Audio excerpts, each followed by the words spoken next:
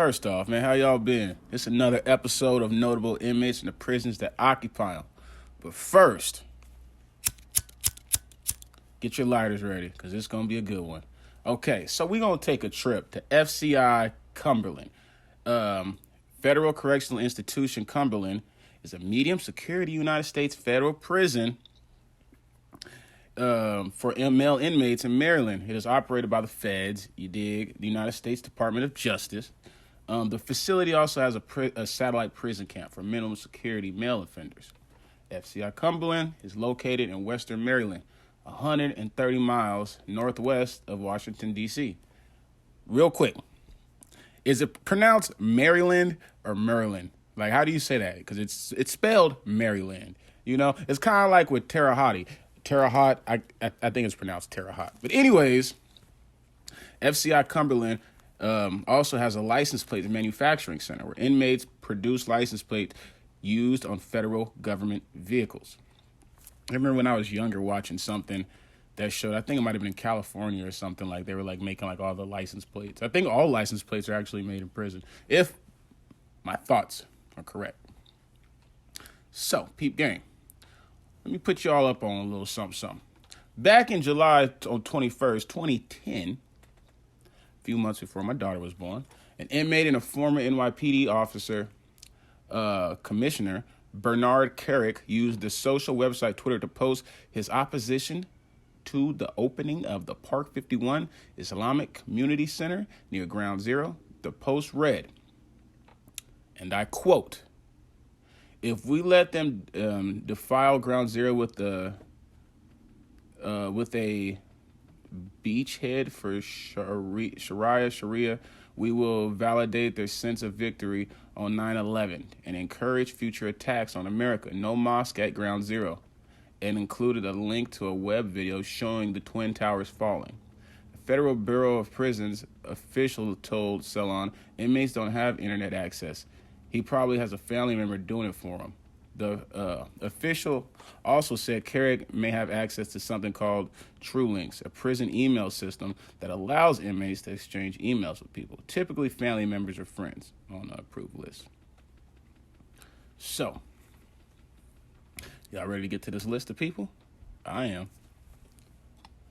First off, we have Jeffrey MacDonald, who was a former U.S. Army doctor, convicted in 1979 of the 1970 murders of his wife and two children in their home at Fort Bragg, Army base in North Carolina.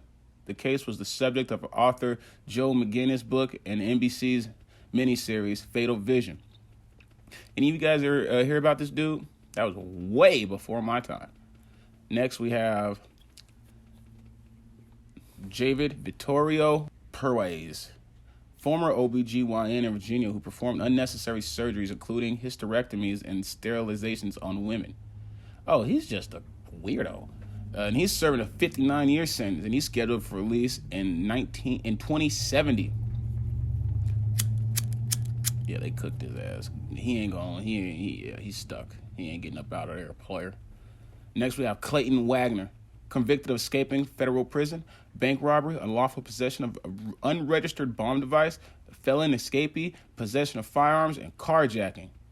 And he actually gets out in 2045. He gets out in about 12 more years, if my number's 23. So it's 2023. Yeah, see, my numbers was way off. He gets off in 22 years. See? Yeah, he gets out in 2045. Next, we have Bobby Paul Edwards. He was a restaurant owner who forced mentally disabled employee to work at his restaurant. The case was high profile over allegations that the crime was racially motivated. Edwards is white and the victim was black, and he's serving a 10-year sentence, and he's scheduled for release on November 6, 2026. Oh, I see what he was doing. He had that slave owner mentality is what he was probably doing. Okay. Paul Edwards, you ain't player at all, player.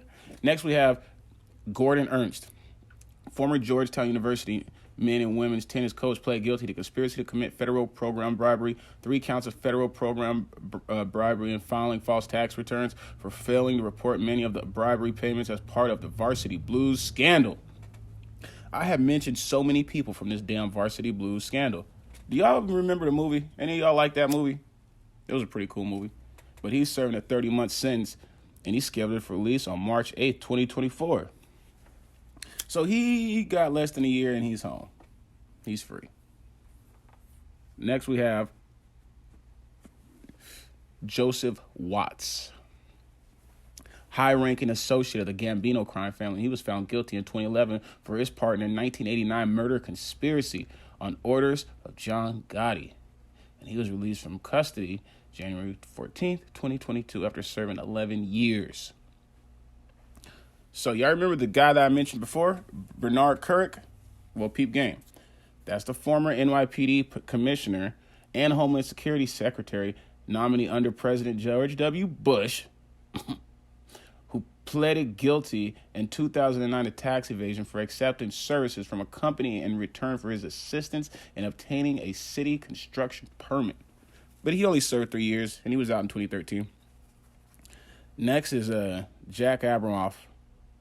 That sounds kind of funny, don't it?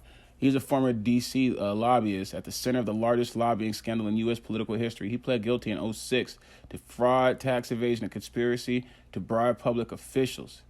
But he was released from custody in 2010 and only served 42 months. Next, we have Cameron Douglas. On July 28, 2009, Douglas was arrested by the DEA for possession of a half pound of meth. A half pound of that Walter White Blue Special. Due to the large amount of drugs seized, Douglas was charged with intent to distribute. The charge carries a minimum prison sentence of 10 years and a maximum of life. But he was released on August 1st, 2016, and he only served 7 years. So that mandatory minimum was horseshit. We also probably had time served. Next, we have Solomon Dweck, former real estate investor and key informant for Operation Bid Rig, one of the largest corruption stings in U.S. history, resulting in the convictions of dozens of public officials in New Jersey, arrested in 2006 for masterminding a $50 million bank fraud. And he was released from custody in 2015 after serving 29 months. They should have torched him. Because you didn't get away. You had to bring the house down when you was part of setting it up. That's crazy, right? Anyways, we have Webster Hubel, a key figure in the Whitewater controversy. Convicted of wire fraud, tax fraud, overbilling legal clients, and also he was released from custody in 1997, but he only served 2 years, so he was in and out of that motherfucker. Next, we have Mossad Khan, leader of the Virginia Jihad Network, convicted in 2004 of